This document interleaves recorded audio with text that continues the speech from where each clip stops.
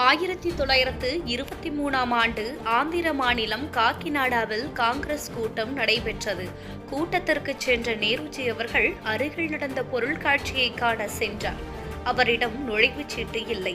அந்த பொருட்காட்சி வாயில் காப்பாளராக நின்றிருந்த 14 வயது சிறுமி நுழைவுச் சீட்டு இல்லாமல் நேருஜியை உள்ளே அனுமதிக்க மறுத்துவிட்டார். அனைவரும் அதிர்ச்சி அடைந்தனர். அவர் யார் என்று உனக்கு தெரியுமா என கேட்டார்கள். அதற்கு அச்சிறுமி, இவர் ஜவஹர்லால் நேரு என்று எனக்கு தெரியும். ஆனாலும் விதிமுறையை மீற முடியாது. என் கடமையை நான் சரியாக செய்ய வேண்டும் என கூறினார்.